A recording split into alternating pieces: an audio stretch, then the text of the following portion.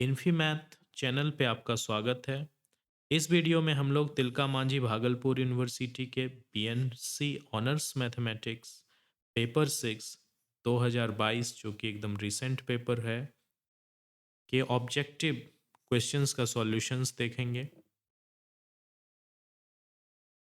चलिए स्टार्ट करते हैं। इस बार ज़्यादातर ऑब्जेक्टिव क्वेश्चन प्रीवियस ईयर से अलग हैं, तो इसे हम लोग ध्यान से स्टडी करते हैं। तो let G be a non abelian group of order 365, then the order of center of G. Center में वो सारे एलिमेंट्स का कलेक्शन होता है जो ग्रुप के सारे एलिमेंट से कम्यूट करते हैं। तो इस तरह के सवाल बनाने के लिए सबसे पहले हम लोग देखते हैं कि ये जो ग्रुप है 365 ऑर्डर का, ये किस तरह का ग्रुप है। तो 365 का जब हम प्राइम फैक्टराइजेशन करेंगे तो ये होता है 5 इंटू 73। तो ये किस टाइप का ग्रुप है? ये ग्रुप है पी क्यू टाइप का, जहाँ P लेस देन Q है और पी क्यू दोनों प्राइम नंबर। तो पी क्यू टाइप का ग्रुप जो होता है, ऐसा दो ग्रुप पॉसिबल है। पहला, एक अबिलियन ग्रुप तो हमेशा पॉसिबल है जो कि साइक्लिक होगा। ओके, सिर्फ अबिलियन ही नहीं, ये साइक्लिक होगा। और कभी कभी इस तरह का ग्रुप में नॉन अबिलियन ग्रुप भी होते हैं। तो नॉन अबिलियन ग्रुप कब होते हैं? तो नॉन अबिलियन ग्रुप हमेशा नहीं होते। ये तब होता है जब ये छोटा वाला जो प्राइम है P डिवाइड्स Q-1, इसको डिवाइड करेगा तब वो नॉन अबिलियन ग्रुप मिलेगा। फॉर एग्जांपल अगर हम 6 को देखें तो ये 2 टाइम्स 3 है और 2 डिवाइड करता है 3-1 को। तो हम लोग जानते हैं 6 ऑर्डर का एक नॉन अबिलियन ग्रुप एग्जिस्ट करता है जिसे हम डायहेड्रल ग्रुप ऑफ ऑर्डर 6 भी कहते हैं या S3 भी कहते हैं। तो इसके दो नाम हैं, S3 और D6 या D3 भी कहीं कहीं लिखा होता है। लेकिन यहाँ पर अगर हम लोअर प्राइम नंबर जो कि छोटा वाला 5 है और 73-1 करें तो ये 72 होता है, जिसे 5 डिवाइड नहीं करता है। यानी 365 ऑर्डर का कोई भी नॉन अबिलियन ग्रुप एग्जिस्ट नहीं करता है। तो इसलिए इस सवाल का जो आंसर होगा वो होगा नन ऑफ दिस, क्योंकि 365 ऑर्डर का जो ग्रुप है वो अबिलियन है, इसलिए इसका सेंटर ऑफ जो होगा वो 365 ऑर्डर का ग्रुप यानी कि वो खुद ही होगा, पूरा ग्रुप ही सेंटर होगा, इसलिए इसका आंसर नन ऑफ दिस होगा। चलिए अब हम लोग सेकेंड क्वेश्चन देखते हैं। तो सेकेंड क्वेश्चन में हम लोगों को इनर ऑटोमॉर्फिज्म फाइंड करना है। तो इनर ऑटोमॉर्फिज्म किस तरह का ऑटोमॉर्फिज्म होता है? तो इनर ऑटोमॉर्फिज्म होता है F G from G to G, where image of any element x is given by Gx G inverse। यहाँ पर हमें निकालना है F12 of 1 2 3। तो इसका क्या मतलब हो गया? इसका मतलब हो गया 1 2 1 2 3 एंड 1 2। हमें ये निकालना है। तो हम लोग कैलकुलेट करते हैं, प्रोडक्ट ऑफ 3 परम्यूटेशंस निकालते हैं।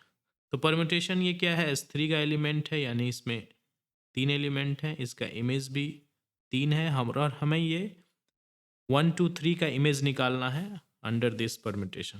तो सबसे पहले हम एक का देखते हैं। तो एक जब इस परम्यूटेशन में फर्स्ट वाले में इनपुट करेंगे तो जो आउटपुट होगा वो 2 होगा, क्योंकि ये 1 और 2 को इंटरचेंज कर रहा है।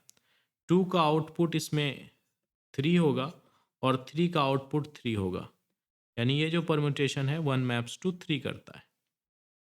अब हम 2 को देखते हैं। तो 2 को देखते हैं तो 2 को ये 1 में मैप करता है, 1 को ये 2 में मैप कर रहा है क्योंकि 1 मैप्स टू 2 है, और 2 को ये फिर 1 में मैप कर रहा है, तो ये 2 को 1 में मैप कर रहा है।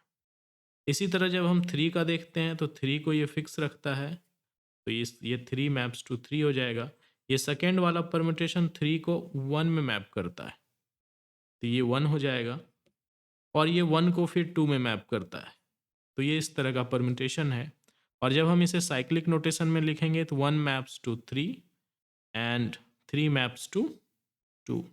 तो 132, तो इसका आंसर होगा 132। अब हम लोग क्वेश्चन नंबर 3 देखते हैं। क्वेश्चन नंबर 3 में हमें S7 जो परम्यूटेशन ग्रुप है उसके नंबर ऑफ कॉन्जुगेट क्लासेस निकालने हैं। तो किसी भी सिमेट्रिक ग्रुप Sn का जो नंबर ऑफ कॉन्जुगेट क्लासेस होता है वो partition of this number n होता है। कहने का मतलब आप इस नंबर को कितने अलग अलग तरह से सम ऑफ स्मॉल इंटीजर में लिख सकते हैं। जैसे फॉर एग्जांपल अगर हम 3 लें तो 3 को हम 1 + 1 + 1, 2 + 1 एंड 3 इस 3 तरह से लिख सकते हैं। तो S3 के कॉन्जुगेट क्लासेस में कितने हो जाएंगे? तो S3 के कॉन्जुगेट क्लासेस में 3 एलिमेंट होंगे। उसी तरह आप जब हम 4 का निकालते हैं तो 1 + 1 + 1 + 1, 2 + 1 + 1, 2 + 2, 3 + 1, तो टोटल और एक 4 भी होगा, तो टोटल हो गए आपके 5। तो जब हम इस तरह कैलकुलेट करेंगे तो आप देखेंगे कि 7 और 8 एक्चुअली S5 ही 7 होता है। तो ये जो S7 है अगर हम इसे सारा कैलकुलेट करें तो ये आंसर एक्चुअली 15 होगा। और इसे आप पेशेंसली कैलकुलेट कर सकते हैं। 1 + 1 + 1 + 1 + 1 + 1, उसके बाद 2 + 1 + 1 + 1 + 1, 1 होगा 2 + 2 + 1 + 1 + 1, उसके बाद होगा 2 + 2 + 2 + 1, उसके बाद हम लोग 3 का शुरू करते हैं। 3 + 1 + 1 + 1 + 1, उसके बाद नेक्स्ट हम शुरू करते हैं 3 + 2 + 1 + 1 इक्वल्स टू 3 + 2 + 2 इक्वल टू 3 + 3 + 1। अब हम लोग 4 का स्टार्ट करते हैं तो 4 + 1 + 1 + 1 इक्वल्स टू 4 + 2 + 1, और उसके बाद हो जाएगा 4 + 3, के बाद 5 का शुरू करेंगे 5 + 1 + 1, इसके बाद 5 + 2, उसके बाद 6 + 1 एंड 7। तो काउंट कीजिए 1 2 3 4 5 6 7 8 9 10 11 12 13 14 15, तो इसका आंसर 15 होगा। तो इस तरह हम लोग एस एन ग्रुप का नंबर ऑफ कॉन्जुगेट क्लासेस निकालते हैं। हालांकि इसका कोई जनरल फार्मूला एग्जिस्ट नहीं करता है, तो इसे पार्टीशन फंक्शन के नाम से जाना जाता है मैथमेटिक्स में। चलिए अब हम लोग फोर्थ क्वेश्चन देखते हैं। ये क्वेश्चन काफ़ी आसान है। आपको बताना है कि इसमें जो 3 सीलो सब ग्रुप है of A group of order 36 उसका ऑर्डर कितना होगा। तो देखिए 36 का प्राइम फैक्टराइजेशन करें तो 2 स्क्वायर इंटू 3 क्यूब यानी 9 इंटू 4 9 चौक 36 यानी 36 होता है। अब इसमें जो 3 साइलो सब ग्रुप है वो ये होता है जो हाईएस्ट प्राइम पावर हो। तो 3 का हाईएस्ट प्राइम पावर 3 स्क्वायर होगा, 3 स्क्वायर होगा, और इसलिए इसका आंसर 3 इंटू 3 यानी 9 होगा। इसके बाद हम लोग फिफ्थ क्वेश्चन में आते हैं। तो फिफ्थ क्वेश्चन में देखिए जो रिंग है वो है 2z डिवाइडेड बाय यानी मॉड्यूलो 30z। तो 2z एक साइक्लिक ग्रुप है जिसमें एलिमेंट हैं 2 4 0, और ये निगेटिव इंटीजर भी है -2 4 6 8 एंड सो ऑन। और इसमें जो कोसेंट लिया गया है वो लिया गया है 30 के multiples. Okay 30 60 and so on 0 -30 and so on. इसमें समझने वाली बात यह है कि ये एक साइक्लिक ग्रुप है और जब हम इसका मॉडुलस इसके साथ लेंगे तो ये भी एक साइक्लिक ग्रुप बनाएगा, और साइक्लिक ग्रुप बनाएगा तो ये दिखने में ऐसा लगेगा 2 प्लस 30Z। ये इसी से जनरेट होगा क्योंकि साइक्लिक ग्रुप का एक जनरेटर है। और जब हम इसका ऑर्डर निकालते हैं तो इसका ऑर्डर जो निकलेगा वो निकलेगा 15, यानी कि 15 टाइम्स 2 या 30 के बराबर हो जाएगा। और ये एक साइक्लिक ग्रुप है, तो हर फाइनाइट साइक्लिक ग्रुप Zn के बराबर होता है। तो यहाँ पे Zn क्या है, यहाँ पे Zn है 15, चूंकि इस एलिमेंट का ऑर्डर 15 है। यानी ये जो गिवन रिंग है वो आइसोमॉर्फिक है 2Z बाई 30, जो गिवन रिंग है वो आइसोमॉर्फिक है Z15 के। अब Z15 एक प्रिंसिपल आइडियल डोमेन है, Zn एक प्रिंसिपल आइडियल डोमेन होता है, तो इसके सारे आइडियल जो होते हैं वो सिंगल एलिमेंट से जनरेट होंगे। तो हम जानते हैं कि ये ग्रुप के तौर पे ये एक साइक्लिक ग्रुप है, तो इसमें कौन कौन से सब ग्रुप जनरेट होंगे, एक तो 0 से आइडेंटिटी का ग्रुप जनरेट होगा, उसके बाद इसका डिवाइज़र है 3, इससे ग्रुप जनरेट होगा, 5 से ग्रुप जनरेट होगा, और एक पूरा ये खुद ही ग्रुप होगा जो एक्चुअल में 1 से जनरेट होगा। तो ये चार कितने तरह के हैं इसके सब रिंग हैं, और ये चूंकि प्रिंसिपल आइडियल है तो ये सारे आइडियल्स बन जाएंगे क्योंकि सिंगल एलिमेंट से जनरेट हो रहे हैं, तो आंसर होगा 4। इसके बाद हम लोग 7th क्वेश्चन देखते हैं। ये क्वेश्चन आइसेंस्टाइन्स क्राइटेरिया से रिड्यूसिबल निकालने का क्वेश्चन है। तो हम लोग एक बार आइसेंस्टाइन्स क्राइटेरिया को देख लेते हैं। तो ये क्या होता है, अगर कोई पॉलिनोमियल आपके पास है जो कि इस तरह का है a0 a1x a2x plus dot dot dot an(x) to the power n, और ये एक ऐसा पॉलिनोमियल है जिसके बीच ये जो कॉफिशिएंट हैं इनके बीच कोई कॉमन फैक्टर नहीं। तो अगर इनके बीच कोई कॉमन फैक्टर नहीं है तो इसे हम प्रिमिटिव पॉलिनोमियल कहते हैं। और इस तरह के पॉलिनोमियल का जो इरेड्यूसिबिलिटी का जो टेस्ट होता है, एक कॉमन टेस्ट आइसेंस्टाइन्स क्राइटेरिया है। इसमें क्या देखते हैं, अगर कोई ऐसा प्राइम नंबर है जो ये फर्स्ट लीडिंग कॉफिशिएंट को छोड़कर सभी को डिवाइड करता है, यानी a0 a1 से लेके an-1 सारे एलिमेंट को डिवाइड करता है, और p लीडिंग कॉफिशिएंट यानी nth को डिवाइड नहीं करता है। ये ऐसे भी पॉसिबल नहीं है क्योंकि अगर ये सारे को डिवाइड करता है तो मैंने पहले ही बता दिया कि इसमें कोई कॉमन फैक्टर नहीं है, तो ये लास्ट वाले को डिवाइड नहीं करेगा। अगर ऐसा है, इसके अलावा एक और कंडीशन, अगर p स्क्वायर a0 को डिवाइड नहीं करता है तो ये जो पॉलिनोमियल fx है ये zx पर इरेड्यूसिबल है। fx किस पर इरेड्यूसिबल है, इरेड्यूसिबल ओवर zx, यानी रिंग ऑफ इंटीजर्स पे।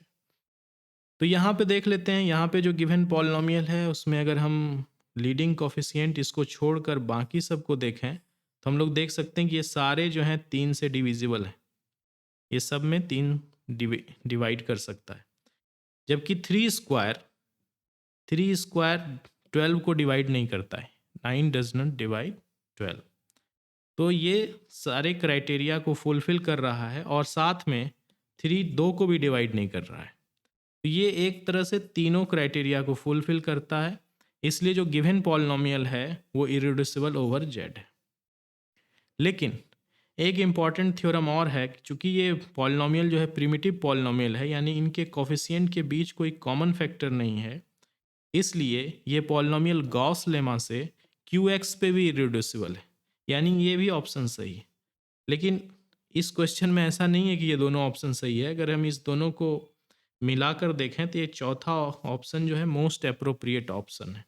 तो इसका आंसर ये दोनों नहीं होकर ये 4th होगा। अब हम लोग लास्ट क्वेश्चन देखते हैं।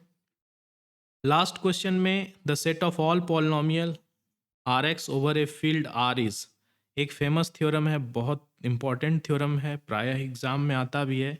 अगर R फील्ड है तो Rx एक यूक्लिडियन डोमेन होगा। Rx is ED provided R is field. लेकिन यहाँ पर ED का कोई ऑप्शन नहीं, ये चारों में से कोई ऑप्शन यूक्लिडियन डोमेन का नहीं है। तो हम लोग एक चीज़ देखते हैं कि यूक्लिडियन डोमेन किस तरह का रिंग है। तो जब आप यूक्लिडियन डोमेन पढ़ते हैं तो हम लोग जानते हैं कि यूक्लिडियन डोमेन एक्चुअल में सबसे बड़ा होता है इंटीग्रल डोमेन। इंटीग्रल डोमेन से फिर उसका एक पार्ट होता है, उसको कहते हैं यूनिक फैक्टराइजेशन डोमेन। उसका पार्ट होता है पीआईडी, प्रिंसिपल आइडियल डोमेन, और उसका एक सब पार्ट है यानी सबसेट है यूक्लिडियन डोमेन। तो ये क्वेश्चन एक काफ़ी मतलब अच्छा क्वेश्चन है, जिसमें एक्चुअली ये हम लोग जानते हैं कि ये ईडी है। हम लोग ये भी जानते हैं कि ईडी एक्चुअली में आईडी है, इंटीग्रल डोमेन है। तो ये क्वेश्चन काफ़ी दोनों चीज़ को मिलाकर पूछा गया है और इसलिए इसका आंसर होगा एन इंटीग्रल डोमेन। और इस क्वेश्चन पेपर का जो आखिरी ऑब्जेक्टिव क्वेश्चन है वो लीनियर अलजेब्रा का क्वेश्चन है। इसमें जो फील्ड यूज़ किया गया है वेक्टर स्पेस का वो Z2 यूज़ किया गया है। और हम लोग जानते हैं कि Z2 में दो एलिमेंट होते हैं, 0 एंड 1। और जो वेक्टर स्पेस है वो इस पर दो डायमेंशन का है, यानी कि ये Z2 क्रॉस Z2 है। तो हमें बताना है ये चारों में से कौन सा ऑप्शन सही होगा। तो पहले हम लोग समझते हैं कि ये जो वेक्टर स्पेस है इसके एलिमेंट कैसे हैं। तो इसमें Z2 क्रॉस Z2 है, यानी Cartesian product Z2 cross Z2। तो इसके एलिमेंट कैसे होंगे? तो 0 0। दूसरा एलिमेंट कैसा होगा? तो 1 0। तीसरा एलिमेंट कैसा होगा? 0 1। और चौथा एलिमेंट कैसा होगा? 1 1। यही चार पॉसिबिलिटी है। तो अगर हम इसे एक्स वाई एक्सिस पर ड्रॉ करें तो ये हो गया हमारा 0 0, ये हो गया हमारा 1 0, यहाँ पर हो जाएगा 0 1, और यहाँ पर हो जाएगा 1 1। ये चार मिलके एक्चुअल में वेक्टर स्पेस बना रहे हैं। अब हम लोग जानते हैं कि R2 में कोई भी वेक्टर स्पेस क्या होता है? ए लाइन पासिंग थ्रू ओरिजिन। तो यहाँ पर देखिए इसका जो प्रॉपर सब स्पेस है, एक तो ये हो गया, दूसरा प्रॉपर सब स्पेस ये दोनों हो गए, और तीसरा प्रॉपर सब स्पेस ये तीनों हो गए। यानी पहले प्रॉपर सब स्पेस मान लीजिए V1 इसे कहें, दूसरे को V2 कहें, और तीसरे को V3 कहें। तो ये तीनों प्रॉपर सब स्पेस हैं किसके? जो गिवन वेक्टर स्पेस है F22। लेकिन तीनों का यूनियन जो है V के बराबर होता है, पूरे वेक्टर स्पेस के बराबर होता है। इसलिए जो इसका आंसर होगा ये पहला इसका आंसर होगा, और बाकी सारे ऑप्शन आप देख सकते हैं कि ऐसे भी गलत है। तो इस तरह हम लोग ऑब्जेक्टिव क्वेश्चन बेसिक कंसेप्ट का यूज़ करके बना सकते हैं। Thank you very much.